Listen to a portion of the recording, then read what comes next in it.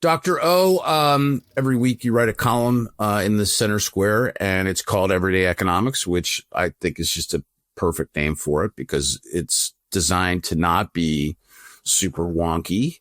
It's not designed for economists to pick up and debate with each other. It's designed for regular people that just want to understand what's going on. Although I do enjoy a good debate, and I really do enjoy economists reading my column. Well, and you do, and it's actually, there's something in it for them as well, because you take complex things, as do they, but you make them. And I hope for the economics profession out there, I hope, right, for the economists out there, I hope that I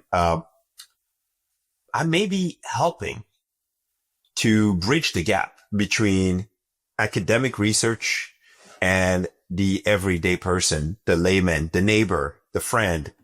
Thanksgiving's coming up. You want to read my column to sound smart at the Thanksgiving dinner, because you will be in the know, right? Without having to have read the economics literature. Our family plan would be, to prepare the dinner, to say grace, and then we'll read your column. I'll read your column to my dinner. I love it. That's the whole point, right? The whole point is for everybody to pick this up and to know what's going on, without having to go into the data, without having had read any economics before. That's right. That's right. So real terms for real people. And, all right. So let's talk about this. So, prior to the big news, it's taking the headlines, here on Monday, which is that the government shutdown appears to, be, closer to resolution. You took a look at AI, artificial intelligence, which you and I have talked about a bunch of times, because I think in terms of business and the near term future of business, which, certainly connects very nicely to economics overall. AI is doing some things. What those things are, I think, is debatable. But certainly larger companies that are able to harness AI are finding ways to replace humans, with, AI, whether it's, chat bots or whether it's. Yeah, it's your support agents, right? Like, right. It raises the productivity of support agents by 14 to 15% on average, with the biggest gains among less experienced or more junior workers, right? You see some time savings. That's the research, right?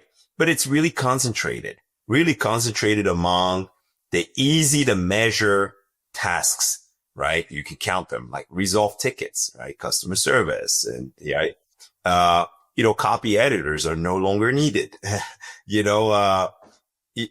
but it's still far from the type of complex work that requires context heavy work across the economy. Right. And that's where AI hasn't delivered quite just yet. Let me read the lead on the column that you wrote for this week. So if you go to the Center Square, or if your hometown paper is running the Everyday Economics, you'll see these same words. But this is what Dr. O wrote. U.S. employers announced 153,074 job cuts in October, the worst October since 2003. And headlines are rushed to blame AI. Fair question.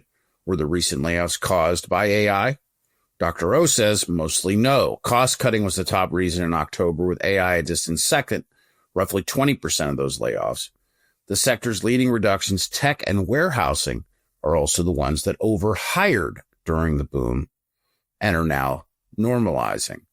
So, let's get into your column. What was it that you were seeing in the market, and what was it that you are thinking might be, the most relevant piece of jobs and AI right now? The bottom line is you can't quite credit AI for a productivity boom. And you can't sit there and blame AI for job cuts. The impact has been very concentrated, very small, not very deep, And so the reality is economic growth is slowing. The slowing demand across the economy is causing businesses to pull back. In the case of the tech industry, they had overhired during the boom, right? Now we're in an economy that is slowing. So what do businesses do when the economy is slowing? Well, the first thing they do is stop hiring. And then the next thing they do is they look to cut costs, right? They want to protect their profit margins. And so they start laying off workers. That's exactly what's happening right now. If anything, this is kind of a sign that the economy is slowing. And well, where are they going to cut first? They're going to cut less experienced employees, more junior workers. They're going to cut, where they can maybe easily replace the headcount with technology. In this case, that technology is AI, right? And so that is kind of the explanation for the announced 153,000 job cuts last week that made the headlines. That was all over the news. How good is AI now? I mean, do you think based in terms of like the cycle of AI, are we at the beginning of an AI cycle? Are we in the middle of an AI cycle? Where do you feel like we are with AI's ability to do the things that it potentially could do? I mean, let's set aside what the consequences of what AI will mean to the economy. But where do you think AI is at this point, in your opinion? I think AI is doing great. I think we've invested, maybe even over-invested in the technology. It's now a question of adoption. Can we find a ways to use it across multiple industries and other tasks, right? And not, right? So like, if you're running a call center, or if you just got a software team or a content producing machine, well, AI is already doing the job, right? Double-digit productivity gains. But can we take that into context-heavy work, right, across multiple industries? That's the challenge, right? And so I think what we're going to see, or at least where investment dollars need to go, is in helping companies adopt AI, right? In helping companies tweak the new technology to fit their business problems, to help them solve their specific business problems. It's managers having to change processes, right? So the rewiring of processes is going to be important. I think we've had enough investment in data centers, chips, right? And I think I'm not sure either one of those sectors is slowing down, but I agree with you. There's been a tremendous amount of investment. I think maybe it's time to start reallocating some of that capital towards helping businesses adopt this new technology, right? Because if we don't do that, right, what you're going to see is the promise of AI fade, right? People are going to get fed up. They're not going to see the return on their investments. And so, that will be that, and it will be gone. And so I think the important thing now is to the private sector, investors, but also the public sector needs to start considering how to integrate, how to change, everyone else to adopt this new technology that has great potential, right? Right? It's not like with electricity, right? With electricity, we had to, change the grid. We had to do all the, right? These investments, these complementary investments are not going to be as costly, necessarily. No, learning to use something that I guess, I don't know. I don't mean to be too crude about this, but I mean, this is software as a solution, right? I mean, AI becomes software as a solution.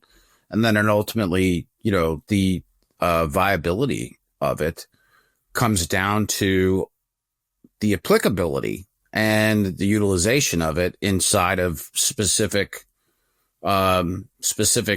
businesses. So process redesign of incentives.